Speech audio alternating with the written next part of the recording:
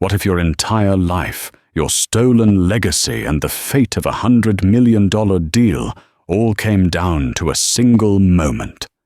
A moment where you're just a waitress, invisible to the titans of industry, deciding the future in a hushed corner booth. They have power money and prestige. You have a stained apron, an empty coffee pot, and a secret, a devastating truth, hidden in the elegant script of a chemical formula on their glowing tablet. Do you stay silent and let a catastrophic lie become reality, or do you risk everything you have left on the power of a single world-shattering whisper? The air in the pinnacle. A restaurant perched 70 floors above the glittering expanse of downtown Chicago was thick with the scent of money and seared scallops. For Catherine Riley, it mostly smelled of truffle oil and the faint, acrid tang of dish soap that clung to her hands, no matter how many times she washed them. She moved through the maze of tables with a practiced economy of motion, her waitress uniform, a cage of starched black and white, a far cry from the crisp white of a lab coat she once wore as if it were a second skin. Her life had become a series of contained, predictable orbits from the service station to table 12, from the kitchen pass to the hushed banquette in the corner reserved for the city's demigods. Tonight that banquette was occupied by the solar system's sun himself, Nathaniel Vance, the founder and CEO of Vance Innovations. He was a man whose face was more familiar from the covers of Forbes and Wired than from reality. He had a severe, hawkish profile eyes that seemed to be constantly running calculations and a stillness that made everyone around him appear frantic. Across from him sat Professor Desmond Thorne. The sight of Thorne made a cold, familiar dread coil in Kate's stomach. He hadn't changed. The same perfectly coiffed silver hair, the same self-satisfied smirk that played on his lips, the same bespoke suit that probably cost more than her last 2 years of rent. He was now the celebrated CEO of Helix Dynamics, a boutique biotech firm on the verge of being acquired by Vance. He was also the man who had systematically destroyed her life. Kate's job was to be invisible, a silent functionary. She refilled water glasses, her movements fluid and unobtrusive. She cleared plates, her presence a fleeting shadow. But her mind, the one part of her they couldn't put in a uniform, was screaming. She couldn't help but overhear fragments of their conversation, words that were ghosts from her past. The synthesis pathway is revolutionary, Nathaniel. Completely novel. Thorne was saying, his voice a smooth, persuasive purr. The yield is unprecedented, and the purity is over 99%. Vance grunted, his gaze fixed on a sleek, impossibly thin tablet resting on the table between them. The projections are aggressive, Desmond. My team flagged the potential for racemic side effects. We can't have another Vioxx on our hands. A non-issue. Thorne waved a dismissive hand. Our proprietary catalyst ensures a stereo-specific reaction. The enantiomeric excess is near perfect. It exclusively targets the beta-catenin pathway in colorectal cancer cells. It's elegant. It's a silver bullet. Kate froze mid-stride, the heavy silver water pitcher suddenly feeling like an anchor in her hand. Beta-catenin pathway. Stereo-specific. Enantiomeric excess. These were her words, her concepts, the language of her soul. They were the building blocks of the thesis that had been her magnum opus, the work that was supposed to define her career. The work Thorne had stolen. She forced herself to move to complete her circuit of the table. As she leaned in to refill Vance's glass, her eyes flickered down to the tablet. On the screen, illuminated in a cool blue light, was a molecule diagram. A beautiful complex lattice of hexagons and intricate bonds, and below it the core of the reaction mechanism, the formula, C22, H28, N2, O5, plus PDPPH34. Her breath caught in her throat. It was her work, her beautiful, elegant creation. She recognized it, as she would her own reflection. For a moment, a wave of nauseating vertigo washed over her. The clatter of the restaurant faded into a dull roar. She was back in the lab at the University of Chicago, the scent of ozone and solvents in the air, the hum of the mass spectrometer, a comforting lullaby. She saw the endless nights, the failed simulations, the eureka moment at 3 a.m. when the final piece of the puzzle had clicked into place. Then her eyes scanned further down the equation displayed on Vance's tablet. She saw the catalyst Thorne had mentioned, the reagents, the predicted yield. And then she saw it, a small, almost imperceptible omission. A single critical component missing from the reaction cascade, a detail so subtle only the person who had spent 4 years of their life sleeping next to a gas chromatograph would notice. It wasn't just an omission. It was a catastrophic flaw. Thorne was a brilliant chemist, but he was arrogant. In his haste to adapt and claim her work, he had simplified one crucial step, assuming it was redundant. He had missed the nuance. He hadn't understood that the secondary chiral auxiliary wasn't for yield, but for stability. Without it, the reaction wasn't perfectly stereospecific. Under the pressures of mass production, the catalyst would degrade, and the synthesis would begin to produce not just the life-saving left-handed molecule, but its mirror image, the right-handed enantiomer. Her research had shown that the right-handed molecule didn't just fail to target cancer cells, it was a potent neurotoxin. The deal, the celebratory dinner, the $100 million Vance was about to wire to Thorne, it was all based on a lie that would eventually kill people. Thorne was laughing now, a rich, confident sound that grated on Kate's nerves like grinding glass. He slid a pen across the table. So, Nathaniel, shall we make it official? A toast to the future of oncology. Nathaniel Vance picked up the pen. His knuckles were white. He was a man who trusted data, but also his gut. He hesitated for a fraction of a second, his hawk-like eyes scanning the formula one last time. Kate's world narrowed to that single moment. The pen in Vance's hand, the lie on the screen, the ghost of her stolen future. Every instinct for self-preservation screamed at her to walk away, to go back to the kitchen to finish her shift and disappear back into her anonymous life. Speaking up would mean revealing herself to Thorne. It would mean facing the man who had branded her a fraud, a pariah in the academic world. He would humiliate her, dismiss her. Vance's security, 2 imposing men in dark suits, standing by the wall, would likely throw her out. But then she pictured a hospital ward. She pictured a patient, hopeful, receiving a dose of the new miracle drug. She pictured the devastating, irreversible nerve damage that would follow. The lie wouldn't just cost Vance $100 million, it would be paid for in human lives. Her own life was already in ruins. What was one more humiliation? The pen touched the digital signature line on the tablet. The decision was made. Kate took a steadying breath, the air tasting of static electricity and fear. She moved with a purpose that felt alien after years of subservience.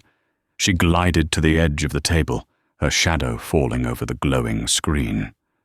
She leaned in close, her voice, not much more than a breath, a ghost of a sound meant only for one man's ear. "Mr. Vance?" She whispered her voice, low and urgent, devoid of the practiced deference of a waitress. "Don't sign. That's the wrong formula." 6 years earlier, the world of Catherine Riley had not been one of polished floors and hushed conversations, but of scuffed linoleum, the constant hum of ventilation hoods, and the electric thrill of discovery.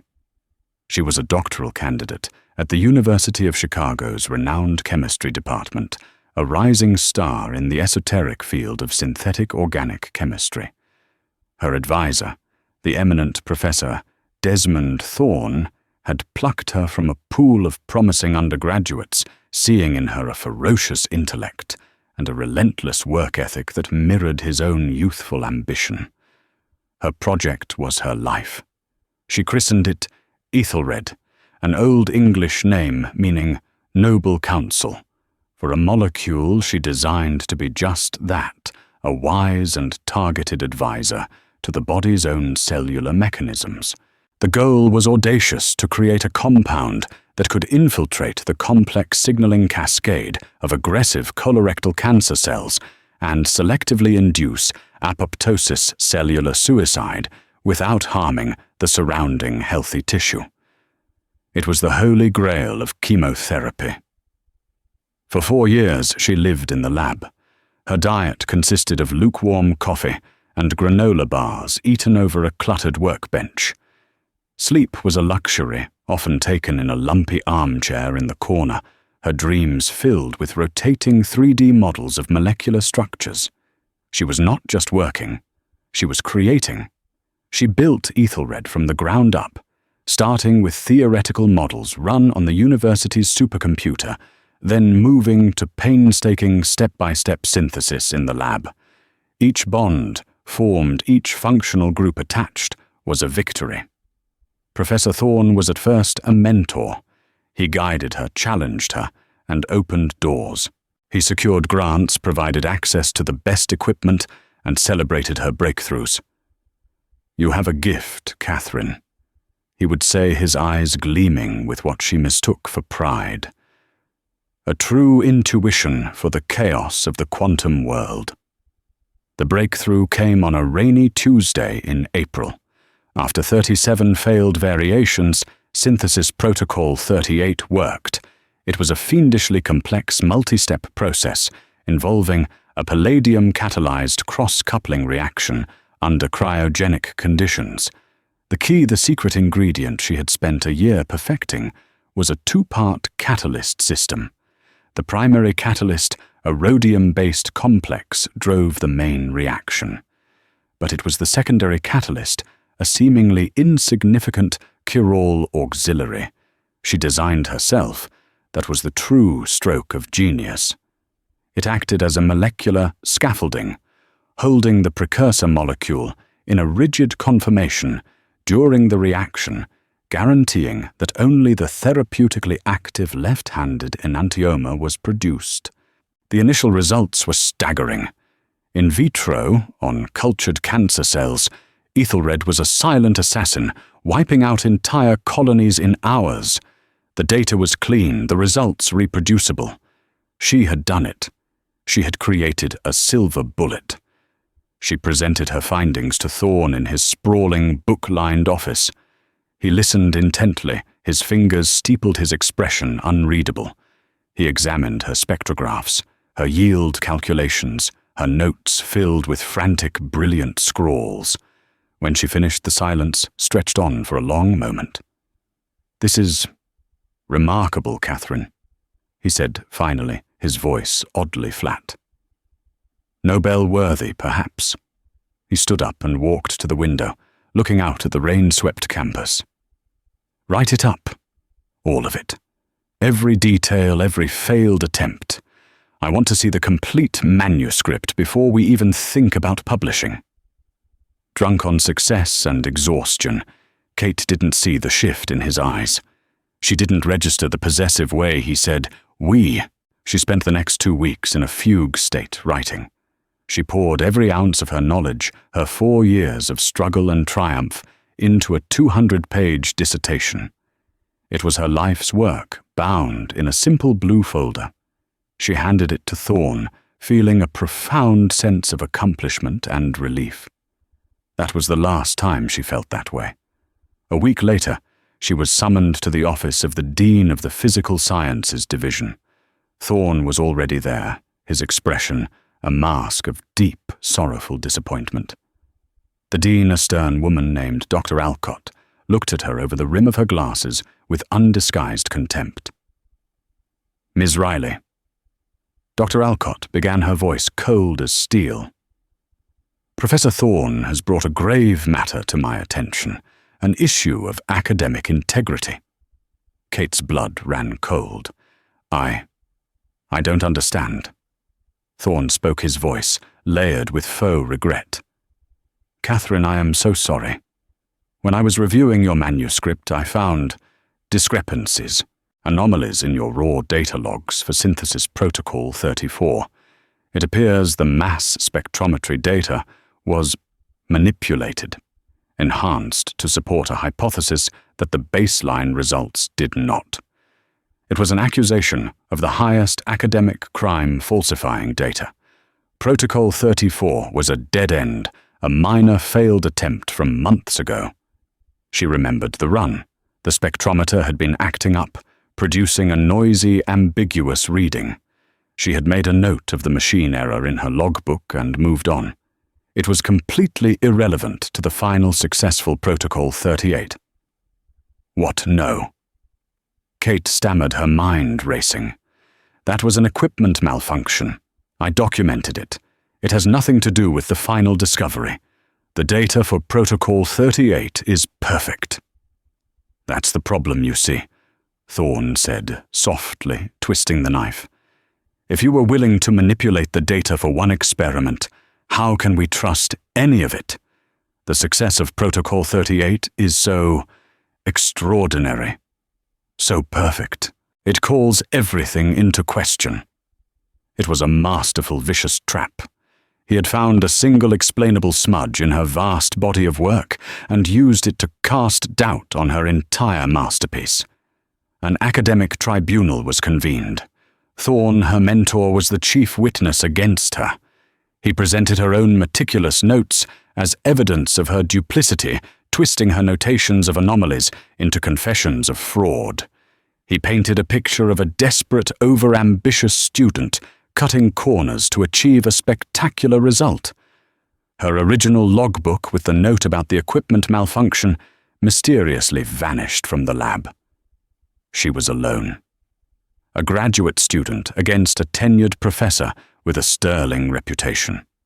Her protests were dismissed as the hysterical denials of a cheat. She was expelled from the university, her name stripped from the research. The academic community, a world that thrives on reputation, shut its doors to her.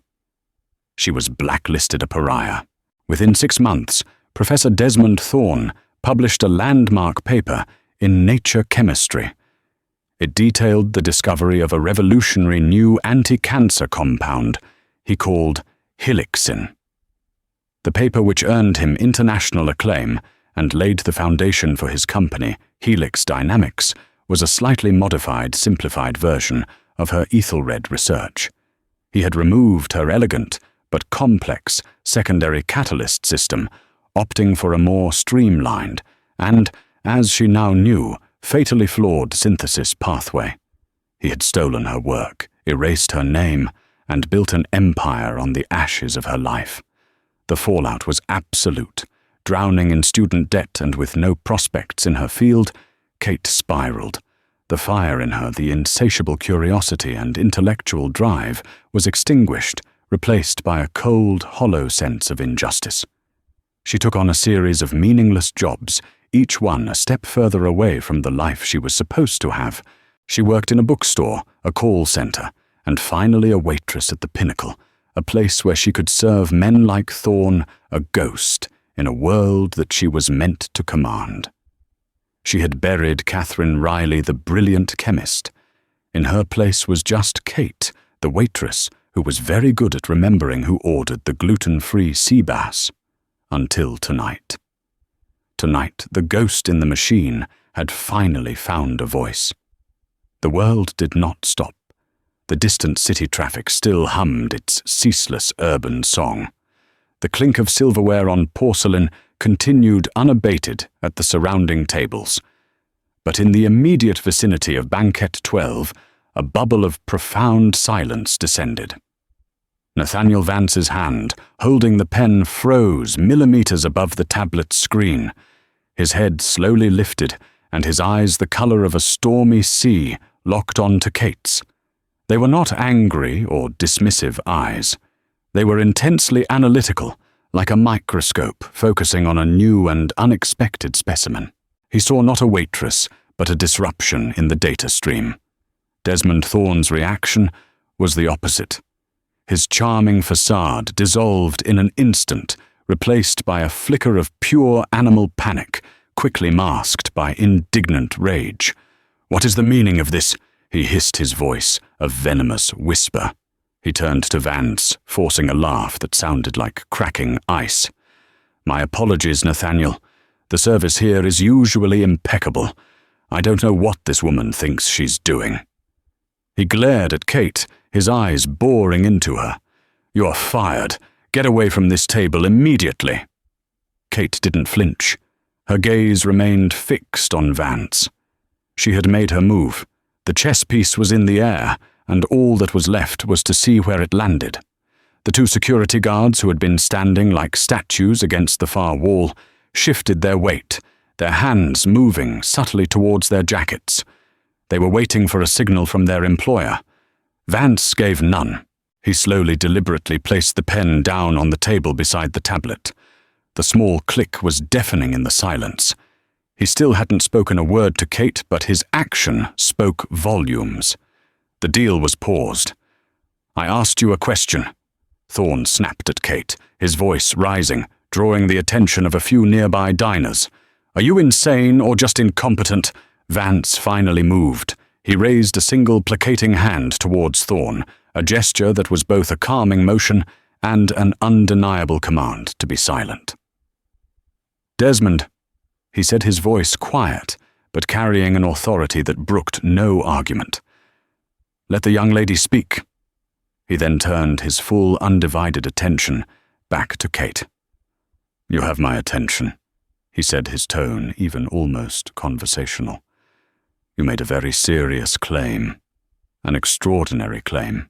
You have exactly 1 minute to convince me that I shouldn't have my security escort you out of this building and into the custody of the Chicago PD for interfering with a private business transaction." The world snapped back into focus for Kate. The fear was still there, a cold knot in her stomach, but it was now overshadowed by a surge of adrenaline. This was it. The one chance she never thought she would get. The 1 minute to reclaim 6 years of silence. "The formula." She began, her voice steady, surprising even herself. "The synthesis pathway for helixin. It's unstable. In your presentation," she nodded towards the tablet, "you claim near-perfect enantiomeric excess. But the catalyst you're using, the palladium complex, it's not robust enough on its own. Under scaled-up industrial production, under thermal and chemical stress, the reaction will experience stereochemical drift." Vance's eyebrows raised a fraction of a millimeter. She was using their language. "It will begin to produce the R enantiomer." Kate continued, the chemistry flowing from her as if a dam had broken. "The mirror image of the therapeutic molecule. You're selling a drug that is meant to be homochiral, but what you'll mass produce is a racemic mixture." Thorne finally found his voice sputtering with outrage. "This is preposterous. Who is this person? She's spouting textbook nonsense. Nathaniel, this is a circus." Vance ignored him completely. His eyes were narrowed, boring into Kate.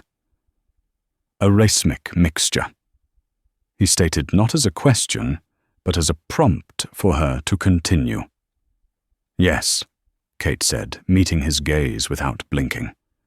"And my research, the original research from which this was derived, showed that the R enantiomer isn't just inert. It's a potent cardiotoxin. It binds to voltage-gated potassium channels in cardiac muscle tissue. At therapeutic doses of the S enantiomer, the corresponding dose of the R enantiomer from a racemic mixture would induce severe arrhythmia. In a significant percentage of patients, it would be fatal." The word hung in the air between them. "Fatal." Thorne shot to his feet.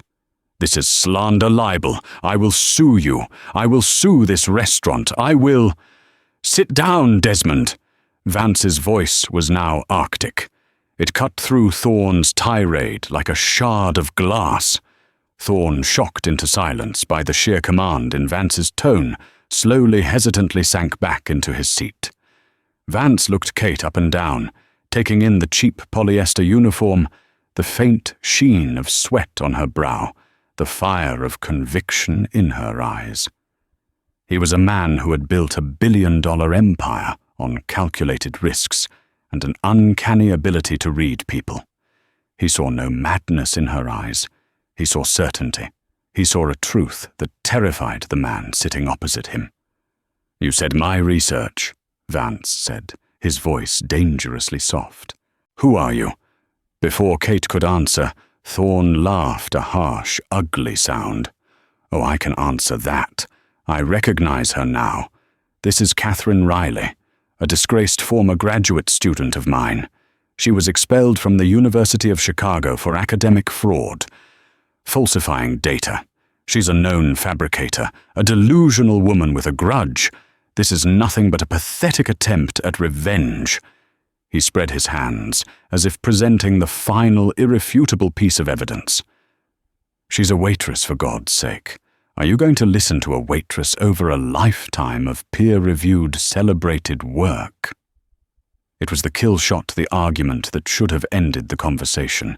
The credentials, the authority, the social proof, it was all on Thorne's side. But Nathaniel Vance hadn't become a titan by following the crowd. He looked at Thorne's blustering, red-faced defense, and then at Kate's calm, unwavering stare. He saw a man desperate to discredit the messenger and a woman willing to bet everything on the message. He made a decision. He swiped a finger across his tablet, closing the signature page. He then tapped a small icon, summoning one of his aides, a young man with a laptop bag who had been sitting at a nearby table. "Robert," Vance said, his voice ringing with renewed authority. "Cancel the wire transfer to Helix Dynamics. Postpone the acquisition indefinitely pending an internal review." Thorne's face went white as a sheet. "Nathaniel, you can't be serious. You're taking the word of this nobody." Vance finally stood up, his tall frame looming over the table. He looked down, not at Thorne, but at Kate. "No," he said calmly. "I'm not. I'm going to verify it." He gestured to a private dining room at the far end of the restaurant. "Miss Riley, you mean my head of pharmacology and my lead chemical engineer. In there, now." He turned to a stunned Thorne. "You can wait here, Desmond, or you can call your lawyer. I suggest the latter." He looked back at Kate. "Your 1 minute is up," he said, a glimmer of something curiosity-respect in his eyes. "You now have my undivided attention. Let's see if you can back it up." The private dining room. The Chamberlain suite was a world of hushed opulence. Rich mahogany walls were lined with leather-bound books that had likely never been opened. A long, polished table dominated the space, its surface reflecting the soft light from a crystal chandelier. The air was still and cool. For Kate, stepping inside felt like crossing a boundary into another dimension, her slightly scuffed, non-slip work shoes, a jarring dissonance against the plush Persian rug. Nathaniel Vance did not sit. He prowled the room like a caged panther, radiating an aura of intense, controlled energy. 2 other individuals were already there, summoned by a terse message from Vance's phone. One was Dr. Aris Thorne, a man with a perpetually skeptical expression, and the company's head of pharmacology, no relation to Desmond. The other was a sharp young woman named Evelyn Reed, Vance's lead chemical engineer, who had her laptop already open and humming on the table. They both looked at Kate's waitress uniform with a mixture of confusion and professional disdain. "This is Catherine Riley," Vance announced without preamble. "She claims the synthesis protocol for Helixin is fatally flawed. She claims it produces a cardiotoxic R enantioma. Evelyn, I want you to model the reaction as described in the Helix Dynamics data room." Aris, I want you to run a predictive toxicology screen on the R enantiomer of this compound, specifically targeting cardiac ion channels. Assume a racemic mixture at a standard therapeutic dosage. Evelyn's fingers were already flying across her keyboard. I'll need the exact catalyst and auxiliary agents she's claiming are missing or insufficient. All eyes turned to Kate. She stood in the center of the room, the focal point of $100 billion of corporate and scientific firepower. There were no notes, no slides, no lab to back her up. There was only her memory, honed by years of obsessive work and sharpened by the acid of injustice.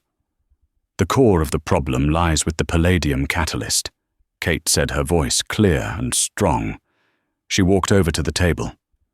"May I?" she asked, gesturing towards a pen and a pristine folded linen napkin. Vance nodded curtly. She unfolded the napkin, smoothing it on the polished wood. With swift, certain strokes, she began to draw. The complex hexagonal structure of the core molecule emerged, then the intricate side chains. It was muscle memory. Her hand knew this language better than it knew English. Thorne's protocol, Helix Dynamics Protocol, uses a standard tetrakis, triphenylphosphine palladium, zero catalyst, she explained as she wrote the chemical formula. PED PPH 304. It's efficient for the primary coupling, but it's a chiral. It has no stereochemical control.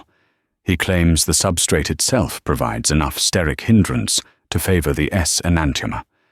And it does in a lab setting at 25 degrees Celsius with freshly prepared reagents. You'll get your 99% enantiomeric excess. For a while. Evelyn Reed looked up from her laptop. The initial trial data supports that. The purity is exceptionally high. Of course it is, Kate countered without missing a beat. It was produced under ideal small-scale conditions. But scale it up. Put it in a 5,000-liter stainless steel reactor. Introduce minute temperature fluctuations, the inevitable presence of trace impurities from industrial-grade solvents. The catalyst's phosphine ligands will begin to dissociate. The reaction intermediate becomes more flexible, less constrained. The energy barrier between the two transition states, the one leading to the S enantiomer and the one leading to the R enantiomer, will shrink. The stereoselectivity will collapse. She paused, looking at Aris Thorne, the pharmacologist. You won't get a sudden 50-50 split. It'll be a slow, insidious degradation. Maybe the first few batches pass quality control. But a year into production, the drug on the shelf could have 5, maybe 10% of the R enantiomer. An invisible poison. Vance stopped his pacing. And the solution, your solution. Kate took a deep breath. This was the heart of it. This was the piece of her soul that Desmond Thorne had tried and failed to carve out. On another section of the napkin, she drew her system. The original protocol used a dual catalyst system. She said, her voice resonating with the passion of an artist describing her masterpiece. You keep the palladium complex for the coupling, but you introduce a secondary catalyst, a custom-designed chiral phosphine ligand, specifically RR, MEBPERH. It acts as a dynamic kinetic resolution agent. It doesn't just rely on the substrate's inherent structure. It actively forces the reaction down the correct stereochemical pathway. She wrote the full elegant equation, the one that had existed only in her mind and in her stolen dissertation for 6 long years. Evelyn Reed's eyes widened slightly as she saw the structure Kate had drawn. That's a highly unusual ligand. I've never seen it published. It never was, Kate said, a bitter edge to her voice. It was the core of my doctoral research that was stolen and then buried. Vance's gaze was unreadable. Evelyn, model both. Thorne's protocol under stress conditions simulate a 10-degree temperature spike and a 1% solvent impurity. Then model Miss Riley's. For the next 20 minutes, the only sound in the room was the quiet clicking of Evelyn's keyboard. The tension was a physical presence. Aris Thorne, the pharmacologist, was scribbling notes, his initial skepticism warring with the chilling plausibility of Kate's scenario. A waitress shouldn't be able to articulate a stereochemical degradation pathway with this level of detail. It was impossible. And yet, Kate stood by the table, her hands clasped behind her back, her napkin manifesto lying there like a signed confession. She had done all she could. The rest was up to the ones and zeros flowing through a silicon chip. Suddenly, Evelyn stopped typing.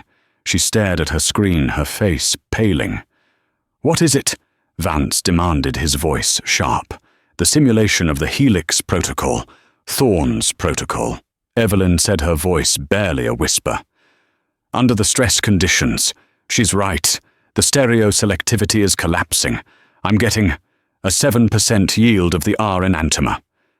A heavy silence fell upon the room. 7%. It was a disaster, Aris saw. Vance said, his voice dangerously low. The pharmacologist looked up from his own tablet, where he had been running the predictive toxicology model. His face was grim. "The R enantiomer shows a high binding affinity for the HERG K+ channel." He said, his professional voice unable to hide his shock. "It's a textbook cardiotoxicity profile, at a 7% concentration within a therapeutic dose. The risk of torsades de pointes and sudden cardiac arrest is not just significant. It's a statistical certainty. We'd be looking at fatalities in phase 3 trials, if not sooner." He looked at Kate, his expression a mixture of horror and awe. My God. It would have been a catastrophe. Nathaniel Vance slowly walked over to the table and looked down at the napkin. He studied the two formulas Kate had drawn, the flawed one and the elegant, corrected one. It was all there, scrawled on a piece of linen, $100 million lie, and the priceless truth that had just saved his company, his reputation, and an unknown number of lives. He picked up the napkin, folding it carefully, and tucked it into the inner pocket of his jacket, as if it were a winning lottery ticket. Then he turned and looked at Catherine Riley, and for the first time that night, he saw her. He didn't see a waitress. He saw a mind of immense power, a phoenix, who had just risen from the ashes in the most spectacular way imaginable. "Robert." Vance spoke into his phone. "Get my legal team on the line, all of them. And get me everything, and I mean everything, the University of Chicago has on file regarding the expulsion of a student named Catherine Riley." He ended the call and met Kate's eyes. The analytical coldness was gone, replaced by the calculating respect of one apex predator for another. "Miss Riley," he said, "it seems we have a great deal more to discuss." While Kate was rewriting corporate history on a napkin, Desmond Thorne was stewing in a potent cocktail of fury and fear back at Banquet 12. The remnants of their celebratory dinner, the half-eaten Dover sole, the glistening smears of raspberry coulis mocked him. He had been on the precipice of his life's greatest triumph. The $100 million buyout was not just about the money, it was his coronation. It was the final definitive proof that he, Desmond Thorne, was a titan, a visionary, a man who bent the very molecules of nature to his will. And it had all been derailed by a ghost, a waitress, Catherine Riley. He had thought he had buried her so deep she would never claw her way back to the surface. He had underestimated her. Or more accurately, he had forgotten the brilliant, stubborn fire he had once sought to harness and then extinguish. His initial rage gave way to a frantic, self-assuring logic. Vance was just doing his due diligence. It was a momentary hiccup, a bit of corporate theatre to show who was in charge. He would listen to the ramblings of a disgraced, clearly unstable former student. His experts would politely debunk her claims, and then they would all have a good laugh about it as Vance signed the deal. He would probably even get Vance to add a few million to the price for the inconvenience. He took a sip of his wine, his hand shaking slightly. It would be fine. His phone buzzed. It was his CFO. "Desmond, what the hell is going on? Vance Innovations just put a hold on the wire transfer. They're citing a material discrepancy in the technical data." Thorne's blood ran cold. "It's a misunderstanding, Richard. A small delay. I'm handling it." A small delay. "The market gets a whiff of this. Our stock will crater. What discrepancy?" Before Thorne could invent a plausible lie, the door to the Chamberlain suite opened. Nathaniel Vance emerged, his face a granite mask. He was followed by his two experts, and to Thorne's utter disbelief, Catherine Riley. She was no longer walking with the deferential posture of a servant. She walked with the quiet confidence of someone who held all the cards. Vance strode directly to the table. He didn't sit. He looked down at Thorne, and the sheer, unadulterated coldness in his eyes made the hairs on Thorne's arms stand up. "The deal is off, Desmond," Vance said. The words were not shouted. They were delivered with the flat, final certainty of a judge passing sentence. "Nathaniel, be reasonable." Thorne began trying to stand to regain some semblance of control. "You can't just—" "I can!" Vance cut him off. "And I have. My team has confirmed Miss Riley's analysis. Your synthesis protocol is dangerously unstable. Your drug helixin, the one you valued at $100 million, is a poison." Thorne's carefully constructed world fractured. "That's impossible. She's a fraud. She manipulated data." "Oh, the irony," Vance said with a humorless smile. "We're looking into that as well. My legal team is currently petitioning the University of Chicago for all records pertaining to her expulsion. Funny thing about academic tribunals, they rarely stand up to the scrutiny of a billion-dollar legal department, especially when new evidence comes to light." He patted the breast pocket of his jacket, where the napkin now rested. Thorne stared at Kate, his face a canvas of disbelief and hatred. "You," he whispered, the single word dripping with venom, "you did this. After everything I did for you." "Everything you did to me, you mean?" Kate replied, her voice steady and clear. It was the first time she had spoken directly to him that night, and the sound of her unadorned, unintimidated voice seemed to strike him like a physical blow. "You stole my work, you destroyed my name, and you were about to sell a flawed version of it that would have killed people. This isn't about revenge, Desmond. It's about chemistry, and yours is just plain bad."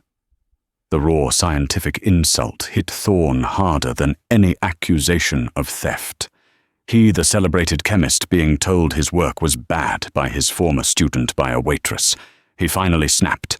The mask of civility, of academic superiority, shattered into 1,000 pieces. "You have no proof," he shrieked, his voice cracking. He pointed a trembling finger at her. Her logbooks vanished. It was her word against mine. "Logbooks can be made to vanish," Vance said calmly. "But a mind like Miss Riley's, that is a much harder thing to erase. And as it turns out, she kept copies, digital backups of her original thesis, time-stamped and stored on a private server 6 years ago. My people found them an hour ago." This was news to Kate. In the depths of her depression after her expulsion, she had forgotten about the redundant off-site backup she had made a habit drilled into her by a paranoid computer science professor.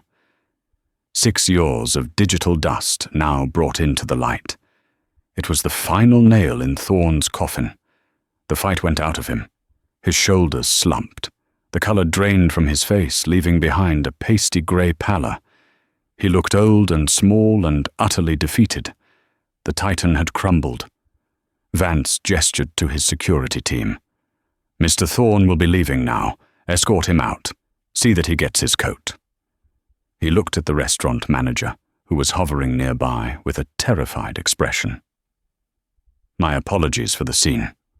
Put Mr. Thorne's dinner and any and all damages on my account."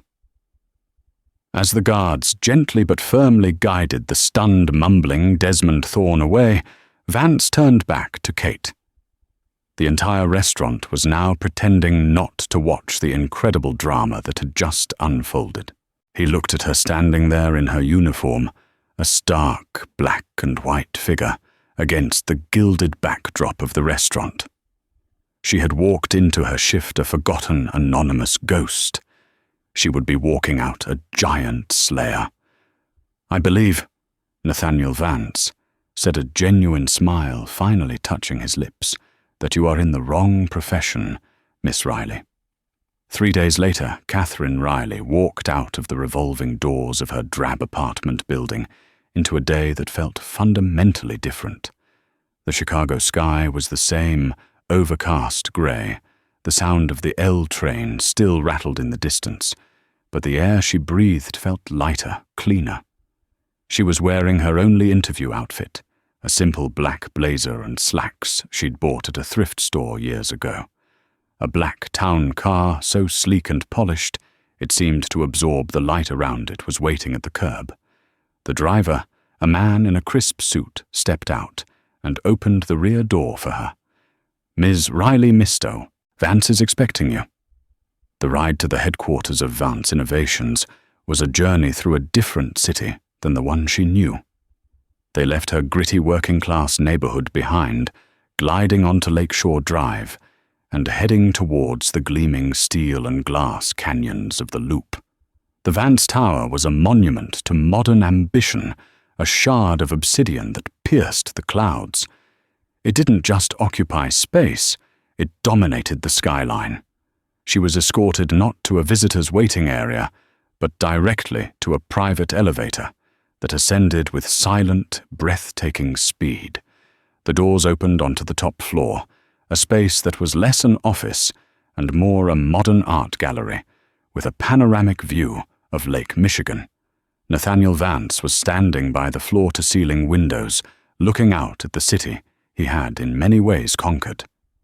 "Miss Riley, Catherine, please come in," he said, turning to greet her. He was dressed in a simple cashmere sweater and trousers, a deliberate casualness that was somehow more intimidating than his business suit. "Coffee?" "Yes, thank you." She managed her voice, feeling small in the cavernous space. He poured 2 cups himself from a ridiculously high-tech chrome machine. "My legal team has been busy," he said, handing her a mug. "They send their compliments. The digital backup of your thesis was the smoking gun. Time-stamped, authenticated. It's an open and shut case of intellectual property theft and academic fraud." "What will happen to him?" Kate asked, not sure if she felt vindictive or just empty. "Desmond Thorne is about to have a very, very bad decade," Vance stated simply. "His board has already forced his resignation from Helix Dynamics. The university is launching a full-scale investigation that will likely result in his tenure being revoked and his name becoming a cautionary tale. And my company is preparing a civil suit that will ensure he never works in this industry again. He built a house of cards, and you, Miss Riley, just blew it down." He gestured for her to sit in one of the leather armchairs. He sat opposite her, leaning forward with an intensity that made her feel like the most important person in the world. "But that's the past," he continued. "I am more interested in the future. I had my team do more than just investigate your expulsion. I had them analyze your entire body of work. The original Ethelred papers, your unpublished notes, the theoretical models you ran. Catherine, it's not just brilliant. It's visionary. Thorne didn't just steal your work. He failed to even understand its true potential. His helixin was a clumsy, brutish simplification. He paused, letting his words sink in. The dual catalyst system is the key. The way it solves the chirality problem is revolutionary. It has applications far beyond this one drug. It could change how we synthesize hundreds of complex organic molecules. Kate could only nod, overwhelmed. To hear her work, her secret passion, discussed with such reverence by a man like this, was a powerful, disorienting experience. "Which brings me to my proposal," Vance said, his eyes gleaming. "I am not going to offer you a job, Catherine. Jobs are for people who follow instructions. I have plenty of those. What I am offering you is a partnership." He stood and walked to his desk, picking up a thick, leather-bound portfolio. He placed it on the coffee table in front of her. Vance Innovations is dissolving the acquisition of Helix Dynamics. Instead, we are creating a new independent subsidiary. Its sole purpose will be to develop and bring the original Ethelred drug to market and to explore the wider applications of your synthesis platform. He opened the portfolio. The first page was a corporate charter. At the top, in bold, elegant letters, it read, "The Riley Institute for Synthetic Chemistry." Kate stared at the words, her own name, and felt a tremor run through her. "You will be the director," Vance explained. "You will have a budget of $50 million for the first 3 years. You will have your own lab built to your exact specifications. You will hand-pick your own team, the best and brightest chemists, pharmacologists, and biologists in the world. You will have complete scientific autonomy. Your only mandate is to pursue the truth, to innovate without constraint, and to bring your vision to life." He flipped to the last page. It was a contract. It detailed a salary that made her head spin, but more importantly, it granted her a significant percentage of equity in the new institute and full patent rights to her name. It wasn't just a job offer. It was restitution. It was a crown. "Thorn stole your past. Catherine," Vance said, his voice softer now, "I am offering you the chance to own your future, to finish what you started. No more waiting tables. No more living in the shadows. It's time for Dr. Riley to get back in the lab." Tears welled in Kate's eyes, not of sadness, but of a profound, earth-shattering relief.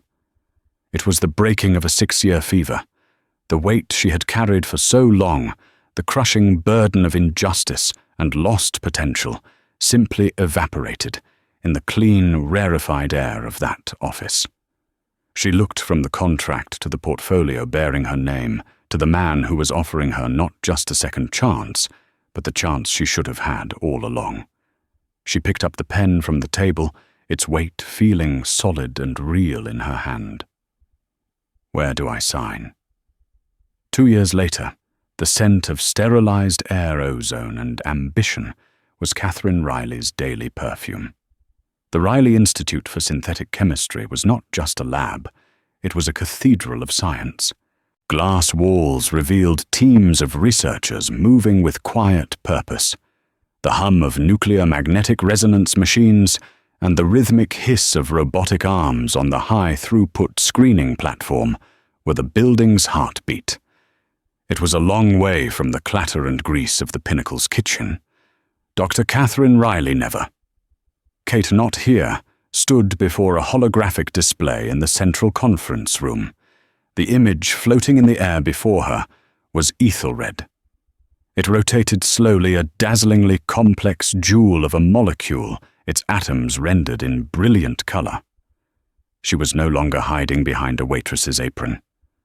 She wore a tailored lab coat over a sharp navy blue dress, her hair tied back, her eyes clear and focused.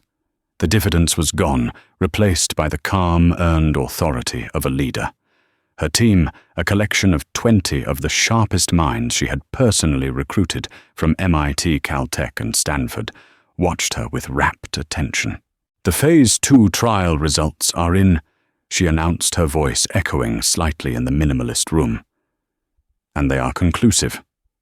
She swiped a hand through the air, and the display changed to a series of complex graphs and data charts. In 92% of patients with stage 3 colorectal cancer, Ethelred induced complete remission within 6 months. The side effect profile is minimal mild fatigue in some patients, but 0 signs of the cardiotoxicity we predicted from Thorne's flawed compound. The Riley synthesis, she said, allowing herself a small, proud smile as she named her patented dual catalyst process, is perfectly stable even at industrial scale. The room erupted in a wave of applause and relieved cheers. It was the culmination of 2 years of relentless, obsessive work. They had taken her napkin manifesto and turned it into a world-changing reality. Later that day, she was in her office, a corner space with the same stunning views as Vance's, though hers was cluttered with whiteboards covered in equations and stacks of scientific journals. Nathaniel Vance walked in without knocking, a familiar habit of his. Their relationship had evolved from that of benefactor and beneficiary to one of genuine colleagues, built on a foundation of deep mutual respect. "I saw the results," he said, forgoing any greeting. "The stock is going to soar. The board is ecstatic. You, Dr. Riley, are about to become a very, very wealthy woman." "It's not about the money, Nathaniel, and you know it," she replied, turning from her whiteboard, where she was already sketching out a new molecular structure. "I know," he said, smiling. "That's why I bet on you. But it's a pleasant consequence, isn't it?" He looked at the equation she was working on. "What's this? Not resting on your laurels." "Laurels are for retired Greeks," she quipped. "This is for Alzheimer's. The synthesis platform. I think I can adapt it to create a molecule that can safely disaggregate amyloid beta plaques in the brain without causing inflammation." Vance just shook his head in wonder. He had invested in a single drug. He had gotten a key that could unlock 100 doors. "Whatever you need," he said. "The resources are yours." He left her to her work. As the sun began to set, casting long shadows across the lab, Catherine stood and looked out the window. She saw the city lights beginning to sparkle, a galaxy of human lives spread out below her. 6 floors below, visible if she squinted, was the glittering roof of the Pinnacle restaurant. She thought of the woman she had been 2 years ago, the one who moved through that dining room like a ghost. Her brilliance and her past locked away inside her. She remembered the crushing weight of her uniform, the sting of humiliation, the cold despair of a future stolen. And she thought of the single terrifying moment of choice, to speak or to stay silent.